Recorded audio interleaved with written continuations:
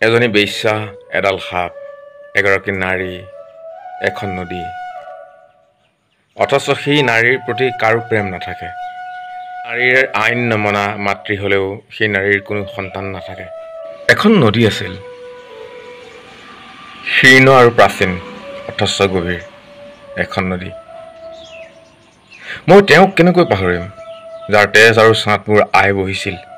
মই কেনেকৈ পাহৰিম তেওঁৰ সেই ৰ'দৰ দৰে মাত, যি মাতেৰে মোৰ আয়ে কথা ক'বলৈ শিকিছিল, যি মাতেৰে মোৰ আয়ে মোক ক'বলৈ শিকাইছিল। মই কেনেকৈ পাহৰিম তেওঁৰ সেই কঠীয়া কোমল হাত, যাৰ হাতত ধৰি মোৰ আয়ে খোজ কাঢ়িছিল থুপুক থাপাক। মোৰ প্ৰতিটো স্বপ্ন আৰু সত্যৰ আকৰ, মোৰ প্ৰতিটো সম্ভাৱনা আৰু ইচ্ছাৰ পোহৰ। মোৰ এন্ধাৰৰ প্ৰাচীৰ ভাঙি দুচকুত উজ্জ্বল ঢৌ অনাজনী তুমি। সূৰ্যৰ সন্ধানত চৰাইজাকে উক মুকালে জানিবা তোমালে মনত পৰিছে। কলাপাতৰ কোমলবোৰ ৰ'দত তিৰবিৰালে জানিবা তোমালে মনত পৰিছে। ৰ'দে বৰকৈ চানিলে আকাশ জানিবা তোমালে মনত পৰিছে। আকাশখন ৰঙা চিঙা পৰি নদীত মুখ চালে জানিবা তোমালে মনত পৰিছে। ফুল বৰষুণ তোমাৰ চোতালত খেলিলে জানিবা তোমালে মনত পৰিছে। কোনো সপোনেই সপোন হৈ নাথাকে দীৰ্ঘদিন।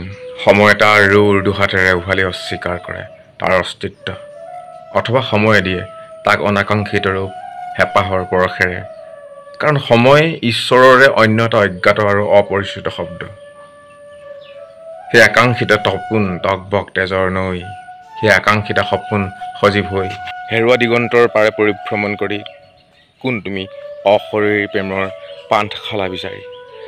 এনেদৰে ভাগি যোৱা কথা নাছিল।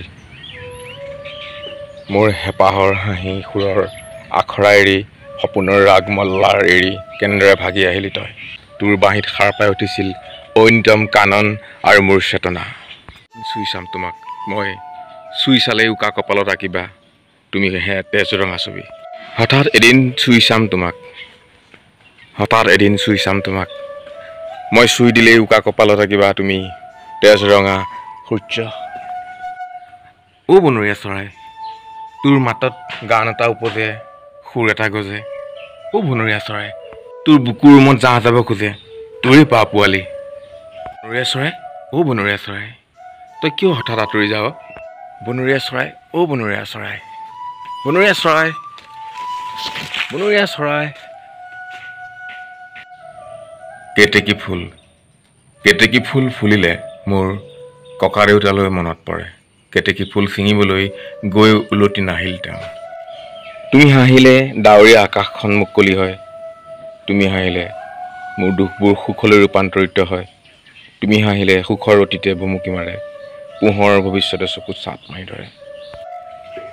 পথ একেটাই, মোৰ যাত্ৰাত দেখা পোৱা পৃথিৱীৰ চিৰন্তন সত্যৰ গতি কৰা মানুহজনৰ মুখ সপোন এবাৰ চোৱা।